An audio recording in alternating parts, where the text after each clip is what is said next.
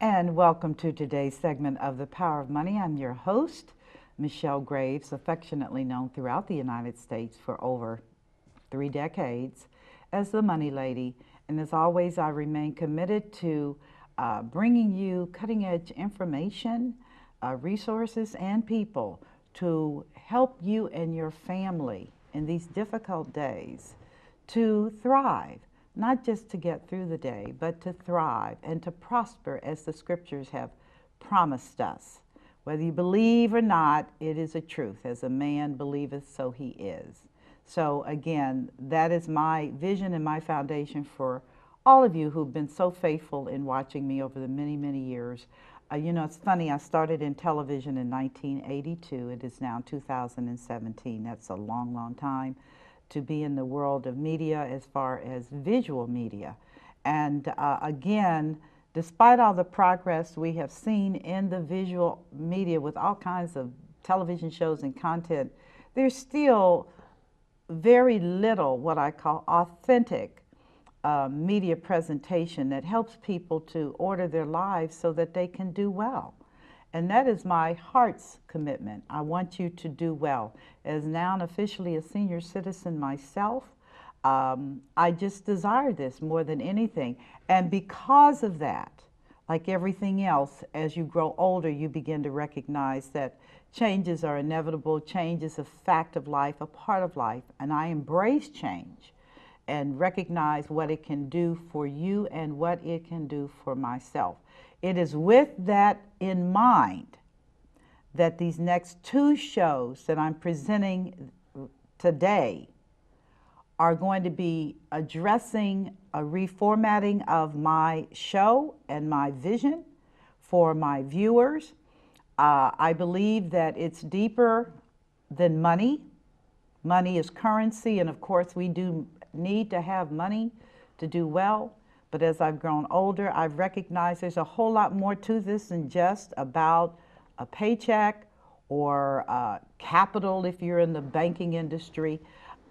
It's about the whole person. See, it doesn't matter if you are wealthy, if you have cancer and there's no cure. All the money in the world, it's not going to help you if you are sick. All the money in the world can't help you if your children are horrible and are drug addicted, sex addictive, are everything that you did not want to befall them. Here they are. Money does not address what I call critical life issues. Money does not address a depraved soul, a person that hurts people, that says and does things that are barbaric and insensitive. And many of you all are living out those realities right now. You know what I'm talking about. It's real to you. Your husbands are not right. Or if you're married men, your wives are not right in so many situations. But again, because of the multidimensional character of our lives, I am changing my focus of the show and bringing on two other partners, so to speak, who are specialists in their areas and are proven and have a mindset and a philosophy that I believe can enhance your life experience if you embrace it. If you don't embrace it, it's just point and click and go to something else. But again, I'm interested in the quality of your life. I'm interested in you thriving and prospering and being able to experience joy, which is not the same as happiness, which is transitional. Joy is something that wells out of your heart and is evident to those that are around you. I am a woman that embraces joy, and I'm grateful every day that I wake up to have the opportunity to experience once again life among the living, and I plan on being alive. So without further ado, let me introduce to you today my two partners who bring a perspective and an attitude, so to speak, about this whole matter. Let me begin by introducing you to Elder Dennis Hatchett. How are you today, sir? Wonderful. How Good. are you, If you would be kind enough to tell our viewers who you are and why you're here. Well, I'm just somebody trying to tell anybody about somebody that wants to save everybody. And I do it from a practical application standpoint. I don't look at things from a letteristic perspective as much as I do an applied perspective. Because the thing is, we can have all the information in the world, but if we don't know how to apply it, what good is it? It's just information. So he made me that tool to bring application. And I'm just that tool to bring application to the table. So your perspective is going to be much more spiritual?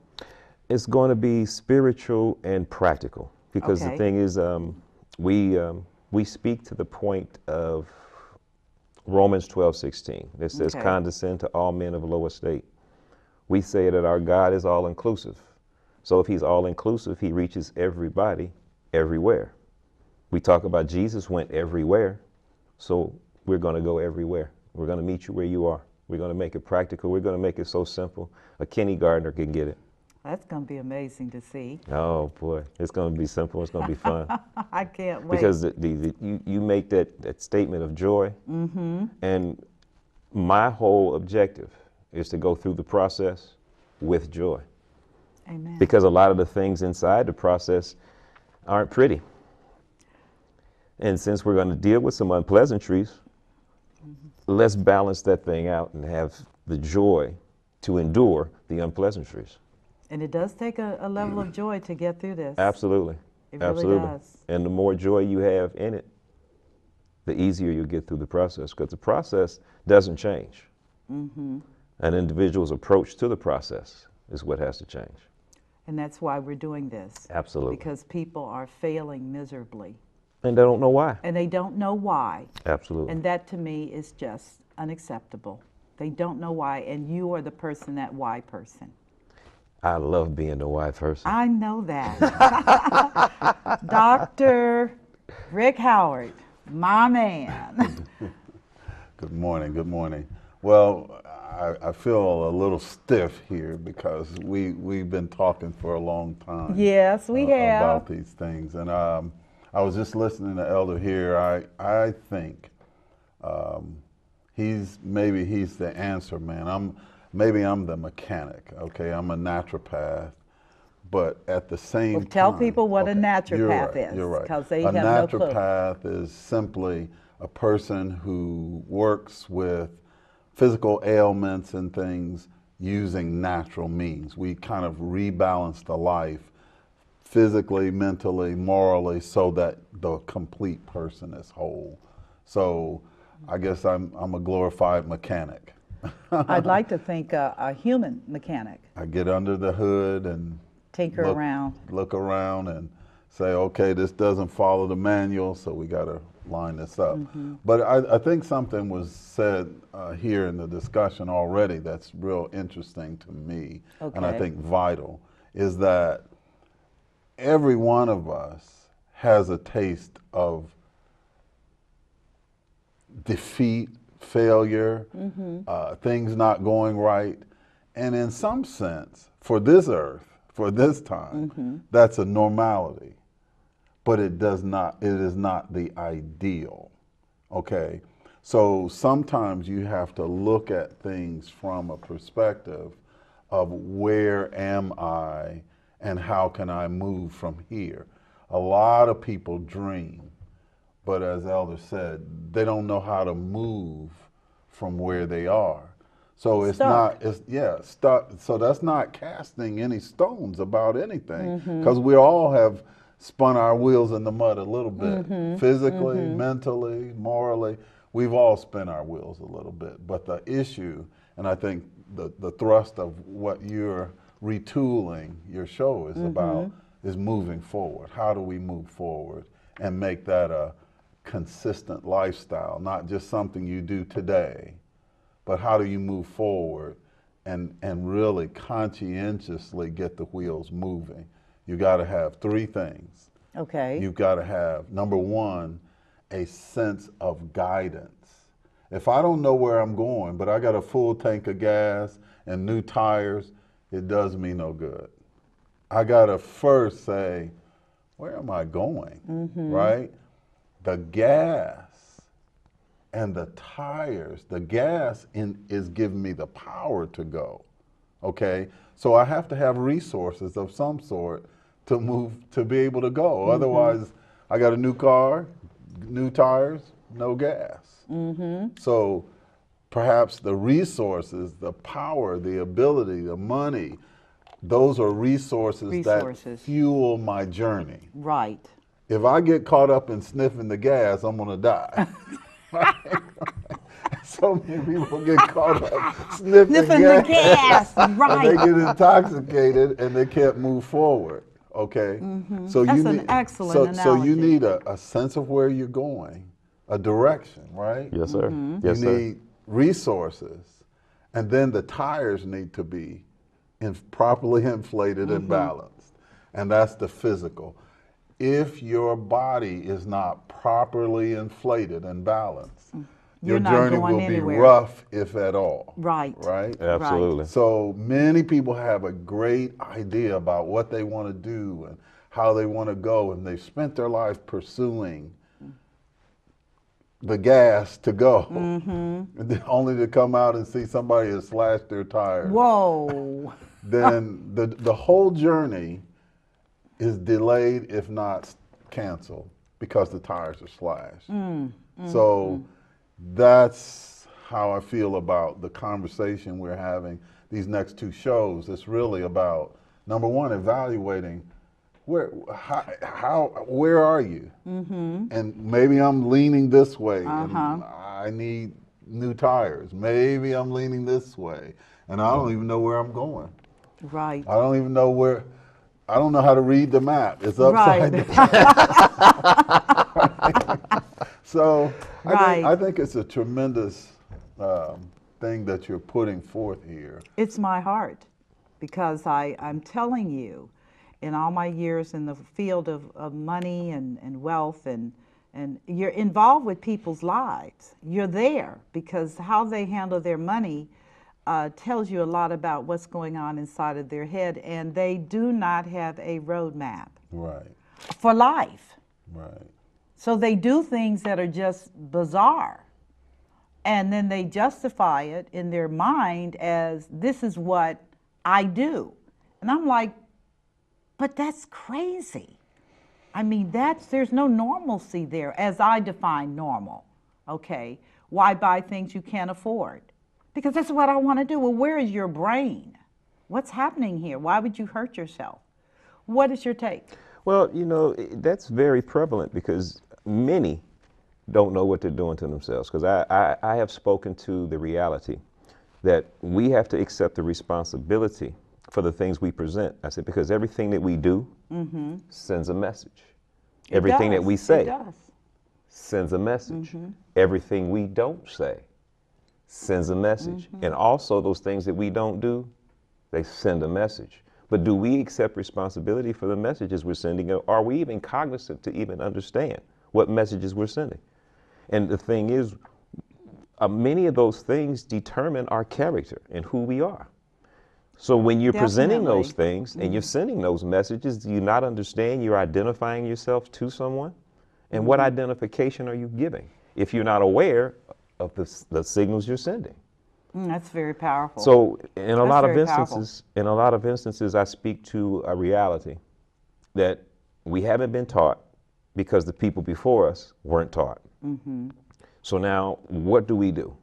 Do we sit here and point the finger at those that didn't teach us and blame them for us not being taught and use that as our excuse and our escape for mediocrity? Or do we just simply understand that the ball of responsibility got dropped somewhere? Yeah. And now, what do we need to do to pick this ball of responsibility up and move forward? That is so powerful. That is so powerful. What are your thoughts? Well, I guess that, you know, I was thinking as you were saying this, every one of us has a sense of what we think is good or right or whatever. But have you ever examined how GPS works? Do you really know the global positioning system, a satellite system? Not really that well. What it does, there is a satellite way up high that has perspective. on where you are. Okay. Okay. And the GPS is there all the time with the correct coordinates and perspectives.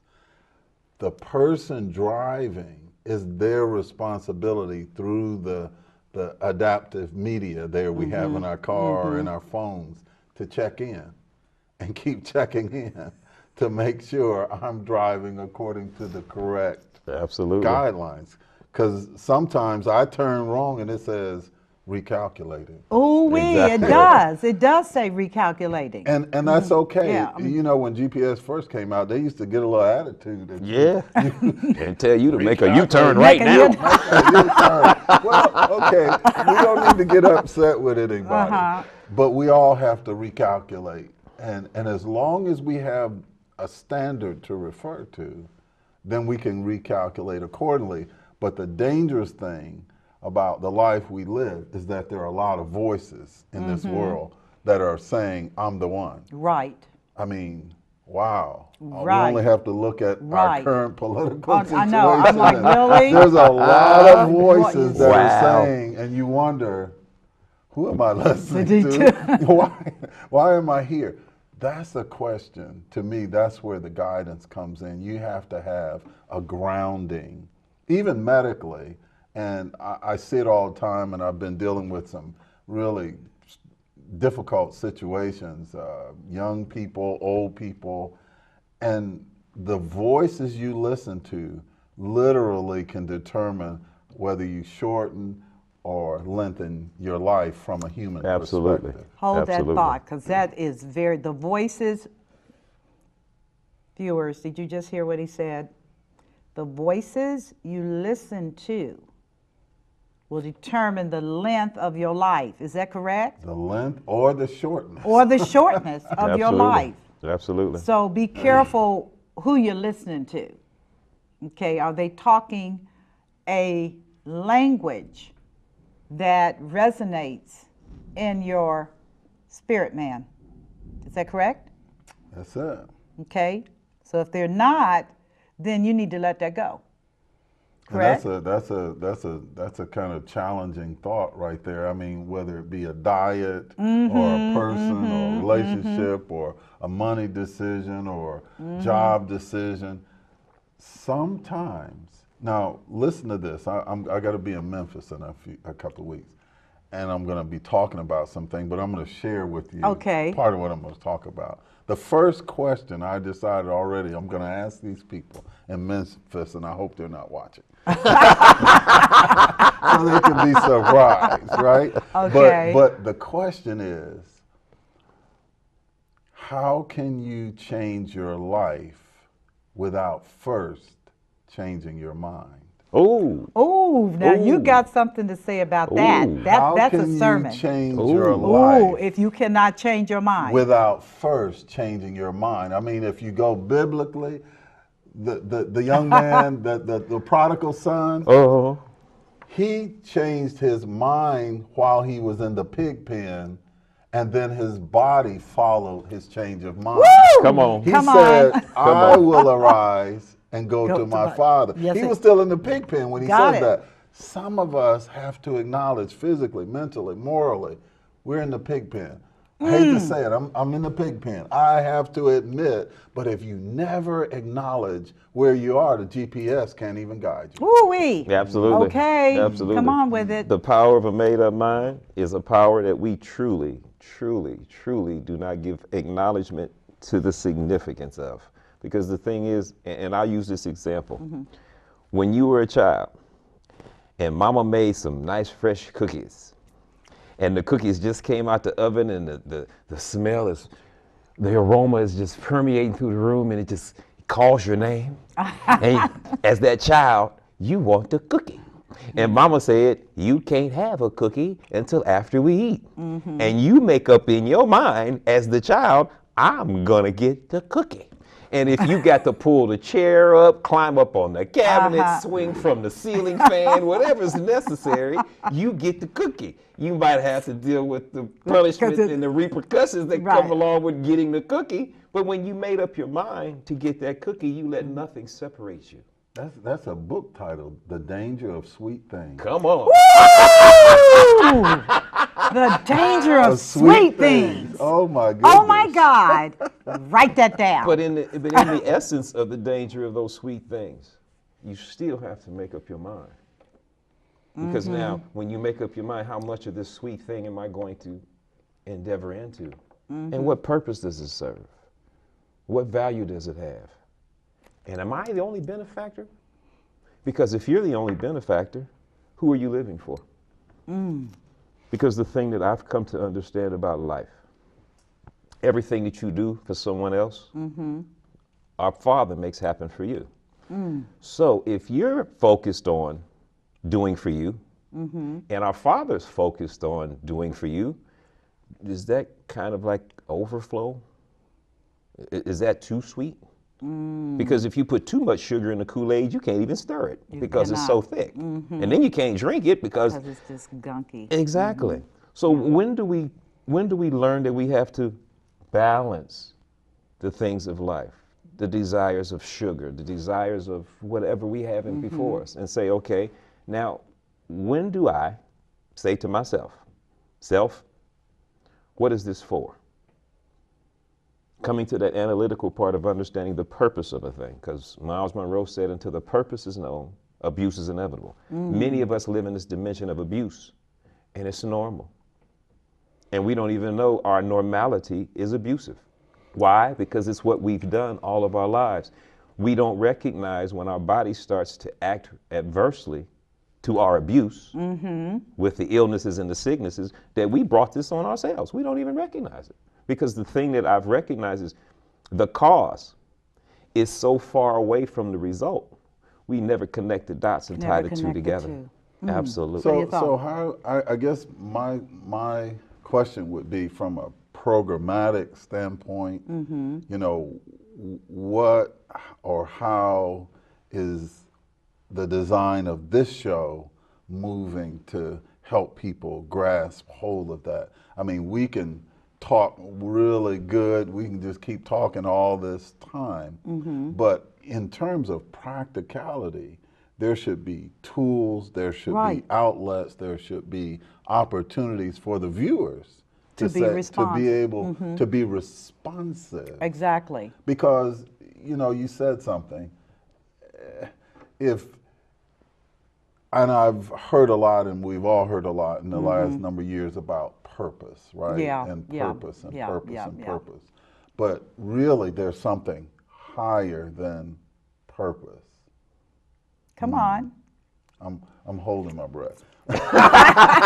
Drum roll. It's really character. Whoa. You see, because if my purpose is set, but it's an evil purpose, that's still going to bring abuse and destruction. Absolutely. Absolutely. So I have to determine really what the makeup or the character or the guidance I'm going to receive about, okay, I'll give you an example. Okay. I have a client that had a blood clot. Well, the doctor said they should use Coumadin, warfarin. Okay, well, what is the nature and character of warfarin or Coumadin? We have to ask ourselves that question. Not that the purpose, it says its stated purpose is to break up blood clots. But is that true? What is its character? Do you realize that warfarin was developed by and the reason the name came about, Wisconsin Alumni Research Institute. That's warfarin. It was developed by scientists originally as a rat poison. Okay. Yeah. Yeah. So I have to get squared up and even with the nature of rat poison before I can say your purpose is one I want to align with. It may have a fixed purpose, but is it one that of such of a character that I want to embrace? And that's why people do many successful but evil things, because they have a purpose, but they haven't checked their character with the standard of all.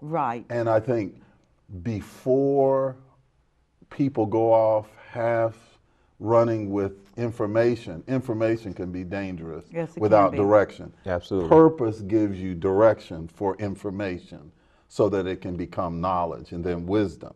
But character gives an overarching shield that says this far and no further. Period. Period.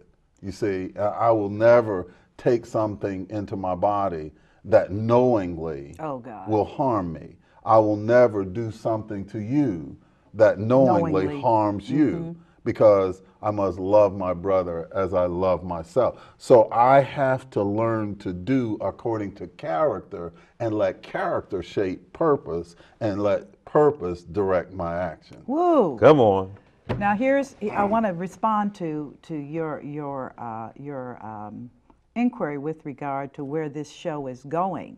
And again, I wanted this show to be a venue for action steps where people could communicate with us, could share their concerns, and we would be in a position to give them information. Responsive. To respond. I wanted it more interactive rather than us just speaking to them, to be able to tell them these are things that you should consider as you move ahead, and begin to help them like children. And again, I say children because many of us have been the product of what I call a frozen psychological state, which means I'm stuck. I can't move any further because I can't see anything to move further to. Absolutely. And many of these conditions go back to childhood, go back to how they were trained as people. We've got a generation of young people that don't even know much of nothing. They are purely television literate. And in terms of how does that translate into your own life, have not a clue. Have not a clue. So they just live for today. And I would like to stop the hemorrhaging. I would like for us to, oh no, it is a hemorrhage. It is a bloodletting. It is a hemorrhage. And I would like to be able to use our insights, expertise, knowledge to lay out foundations. And I also see us doing presentations and seminars. Why? Because people want to come, learn, touch, feel. All of us do seminars and things now in our areas, but not the integrated whole, where a person can come and have exposure to these ideas and concepts and walked through this so they can begin to understand. I think it's absolutely bizarre, and I have to say this, for a person to work 45 years of their life on a job, click in, click out, and at the end of their time, they don't have anything. They have stuff, but not even a lot of stuff. They have cars, but that doesn't mean anything because the bank has extracted the value. What they paid on the car, the majority of it has gone to a bank or a lending institution who facilitated that acquisition. Okay, so make that three-dimensional now. Okay, then make it three-dimensional. Make that three-dimensional. You have three powers: physical, where all your resources come out of. You trade literal resources for your power. Okay, but the bank, like you said, often through a house, a car, loan, they extract the resources from that before you really have full use or value from that resource. Absolutely. But then guess what else? What else? Life or job or people can extract the essence from your body and your life before you really get a chance to use it fully. How many people have given their lives to drugs or medication? You spend your life working how many years, and then the only thing you do with your vacation or retirement is to go back and forth to the doctor. And that to me You see what I is mean? just appalling. That you have allowed that to extract life from you. Right. And then the only thing that's left is atrophy for the mind. Ooh. That's the only thing that's left. Okay. Absolutely, Okay. absolutely. Because the thing that's significant here, and I love the way it's flowing, and I love the fact that there's three of us here because there's a perspective that comes from here, and there's a perspective that comes from here, and there's a perspective that comes from here, and then there's a cord that ties them all together. That ties them all.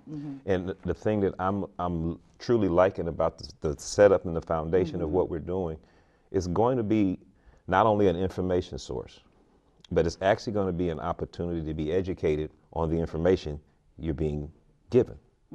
And in a lot of instances, you come into forums where you get a lot of information, but you get no application. Right. And then in a lot of arenas, you can come in and they're talking about the application, the how to do, but they're not telling you what to do. Right. And then you also can have the what to do and how to do, but you don't know why you're doing it. And when do we come to the place of answering the question why? And being able to present to the people a pathway to success, and then why that path is there, why it's imperative for you to be there, and why it's beneficial for you to be there. When we start answering the unanswered questions, when we start answering the unasked questions, it's going to be a presentation that's going to be overwhelmingly overpowering. And what I mean by overwhelmingly overpowering, it's going to reach a demographic of people exactly where they are. Because he speaks a language that a certain sector of people is going to understand. Right. You speak a language that a certain sector of people understand. I'm speaking a language that a certain sector understands. When we integrate the three languages together and make it a presentation to the whole, wow. Yeah. And I just say wow, because we talk about 3 John 2. I will that you prosper and be in health even as your soul prospers. He speaks to all three being wholeness. Right, completeness. So if we speak to that completeness and we speak to all three being whole, then there has to be an understanding and a mindset that this is a 3-dimensional process. So we can't approach any one part of it dominantly, because we have to have the one part balance, and we got to bring the second part and the third part in order for it to be whole. Right. Because you can have, let's say you're making a cake and you got your 2 sticks of butter, you got your 2 cups of sugar, and you got your flour. And if you have 4 sticks of butter, won't it overpower the eggs and the flour? Yeah. If you have 4 cups of sugar, it overpowers. The imbalance takes it out of continuity. So the finished product is never what you desire. Learning how to deal with all 3 dimensions simultaneously, which brings us to a different mindset, because we've been brainwashed in society to think one-dimensionally, because the media focus on negativity and everything is about negativity. No justification or enlightenment to the fact that there's indifference in good, even in this bad. Right. So when we are focused on one thing, our minds focus and our energies focus on one thing, and we become one-dimensionally minded. And it's like you said, we're stuck in the pig pen, and we don't even know it. Right. And we don't know we're stuck because the other 2 elements that are available to us that gives us the power to move forward are not available to us because we don't, in our minds, even know they exist.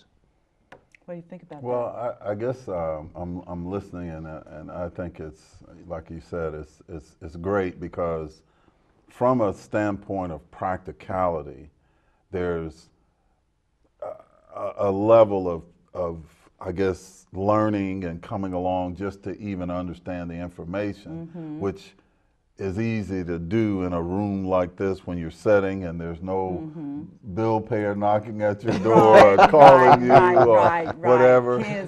But now once you put all these balls up in the air and some of them start hitting you in the head, okay, that can be a little distracting, right? It's very distracting. So the 3-dimensional nature that we keep referring to, I believe, is inherently divine. And what I mean by that is this. There is a potential that God placed in each person, everyone alive. Everyone. Right? Yes. Even Okay. Yeah. Yeah. Everyone. Everyone. Yeah. Okay. So what that means, though, on one side, a lot of religious people, and I use that word particularly, are so one-dimensional that they declare that the potential is already finished before they have done a thing. Whoo-wee. No, you did not say that. Yes, Yes, he did. And then you are full of bluster and whatever and effort, and it only makes you tired. Yes. Not successful. Absolutely. You aren't tired. I mean, you aren't successful, and you say, "Well, I claim the word. I plead the blood. I plead the blood." All of these phrases that God intended to be what? Potential. There is power in it. I have to have a permit before I build the building. Yes. But if I sit the permit on my kitchen table, the building won't build itself. Absolutely. So that's the dynamic. That's good. You know. I just wanted to share that when you brought up the issue of religion, because that mask has allowed many people who have no character, not low character, no character, to function under that linear, singular dimension type of mind speak, particularly leaders. And no offense meant, but if it hits you, deal with it. I know in my own encounters, I have discovered consistently, not arbitrarily, but consistently, this issue of absence of character. Absolutely. Absence of character. Absolutely. When and as I told one gentleman, you are a liar. Period. Because you have your behavior with regard to me and business is so just disgusting, and you feel so comfortable doing it. You feel fine doing it. That's not fine. Revelations say that liars don't get in. Right. Absolutely. Right. And I'm watching you, and it's disheartening because I know that in that person's capacity as a pastor, they are leading people in that same mind speak. Because if you're a liar, you got a congregation of people that are probably mimicking that kind of behavior. Am I right? Absolutely, because you talk about speaking to the denominational differences. The denominational differences, this denomination believes this. And they allow you in because you come in alignment with this belief system. Not understanding that this belief system you're coming into alignment with is nothing more than bondage, because now you're stuck in the demographics of this mindset, and you don't progress beyond it. And you're encouraged every Sunday to keep, and you're running around in this hamster wheel, coming back to Sunday, and you run through the challenges of Monday, Tuesday, Wednesday, Thursday, Friday, Saturday, and you're back for the encouragement on Sunday. You run through the challenges Monday, Tuesday, Wednesday, Thursday, and you're back for encouragement. Nothing changes. Nothing ever changes. And the thing is, when we talk about coming into that bondage, as I'm going to refer to it as being, when we're in a bondage, the bondage is just like the pig pen. Yeah. But the reality of the matter is, there's no locks and keys on the bondage. We submit to the bondage. We volunteer to come to the pig pen because of the decisions that we've made, the influences that we've allowed in to push us in the direction to bring us to this place. But you know that conditioning can be pretty powerful. I mean, that's powerful. how they train elephants. You ever seen the elephant? They have them tied to a stake by this little rope.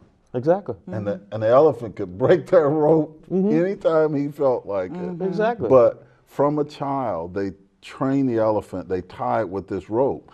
And as a child, it tries to get away from this rope, and it can't. And they just keep doing it as they're older. And the elephant is conditioned that he can't escape. Absolutely. And so he's a prisoner. There has to be no lock on the gate. Absolutely. Because the lock is in on the the mind. And Absolutely. so that conditioning physically, mentally, morally, it's all the same. It's only one person. It all works. And that's where you see the power of three-dimensional for good or for evil. You see, I mean, and I think it's a great thing to, in some sense, expose what is obviously flawed in people and circumstance and all of this. But the better thing is, as well, to show them the out. Absolutely.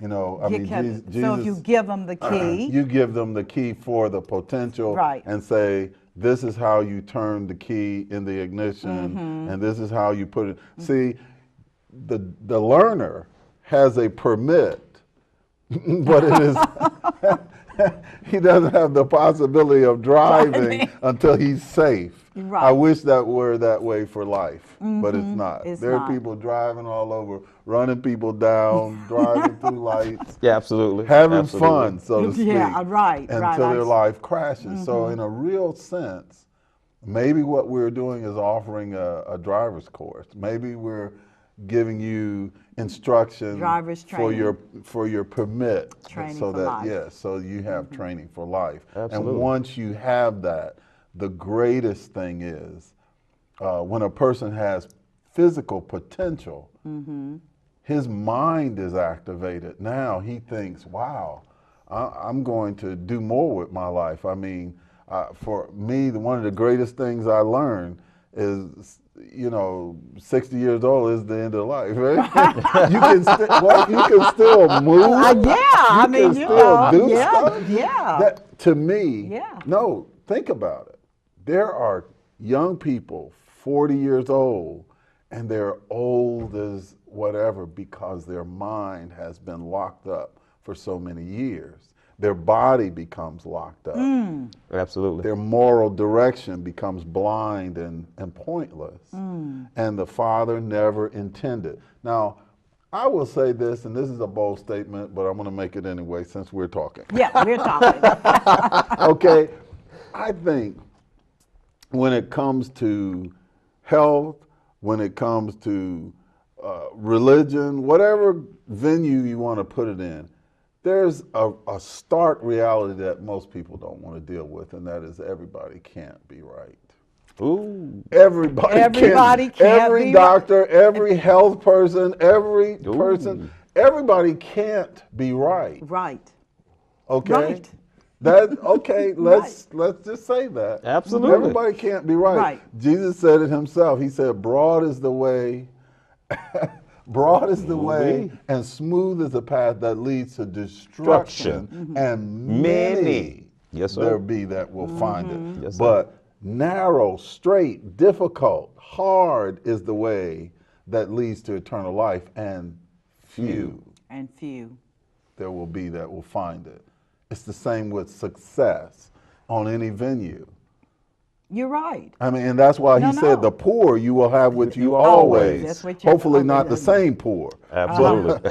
Absolutely. You know, Absolutely. hopefully they rotate that thing. They learn a little bit, you know, they grow. Yeah. But I think from a practical standpoint, this is not about condemnation or pointing fingers or saying, well, you should be doing better, you should be further along, blah, blah, blah.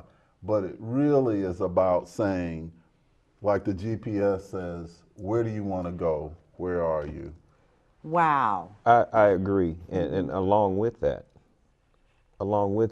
it actually presents itself in the manner of, I'll use one of Bishop Jake's words, a pecking order, P-E-C-K. There's a positioning, there's an exposure, then there's the courage, and then there's the knowledge. And once you get the pecking order and understand that you have to be repositioned in a whole lot of areas in your mindset, and that is a monumental part of the whole equation, is the mindset. Because if you have a mindset to fail, failure is inevitable. If you have a mindset to succeed, success is inevitable. Because your mind wraps around the elements that are going to lead you in that direction. Establishing the mindset or the repositioning And the positioning is the first part of the equation. And we're here, we're going to teach on the positioning. We're going to teach on we're going to bring the exposure, empower you with the courage, and send you off with the knowledge and say, okay, now go. Because the thing is, it's very imperative what you said, that everybody can't be right. Yeah. And in that is paramount, because what works for me may not necessarily work for you. Right. So the essence of the matter is, we place before you on this day life and death, and I will that you choose. We give the choices, we give the alternatives, we give other angles and perspectives. So individuals have the opportunity to take and extract out that's imperative for them, because the things that are necessary for me in my walk may not be necessary for this man in his walk. And I may need a little more of this than that. But the Bible says it very definitively, work out your own. So it's not about who's right and who's wrong. It's about us identifying what's right for me. What's going to be beneficial for me? There's a template that says this is the basic layout. The basic layout of life requires water, rest, and food. So what are we defining our water, our rest, and our food to be? Right. Because some of us need more literal food than we need natural food. But we still yet need the natural food to feed the body, to keep it going, to be able to deal with the literal. So we're going to be dealing with the three dimensions. We're going to be presenting all the information. We're going to be presenting all the options. We're going to be presenting a spectrum that gives you all the tools inside the tool chest. Right. But it's still an individual's responsibility to take out the tools that they need for the project they're doing. Because if you're putting together a doghouse and you have nails and wood and you pick up a screwdriver, how effective are you going to be at putting the house together if you have nails and wood? So the thing is, not only are we going to be giving the information, but we're going to be in a position to be able to give dissertations of how the information is used. And we're going to give examples of how the information is used. So this is how it worked for me. Right. Not telling you this is what you need to do. Right. But this is how this worked for me. Right. And then we're going to bring that other element that gives you the understanding of how certain things work against you as opposed to favorable for you. Well, listen, and it's going to be, oh boy, I'm it's excited. just going to, I'm excited. I am. We are out of time for this first segment. Wow. Exactly. Time flies when you're having fun. Time flies when you're having fun. Viewers, whenever this airs, there is a part 2, which we will begin taping shortly. Hope you've enjoyed this first session of the new face of the Power of Money. Name change will be coming as well. So just want to prepare you, and it's an exciting time. We're not going to leave you out here floundering. We're going to equip you with the tools that will enable you to thrive successfully, the whole person, in every dimension of your life. I'm Michelle Graves, and as always, I love you, I appreciate you, God bless you, and we'll see you in a minute. You take care. Bye-bye.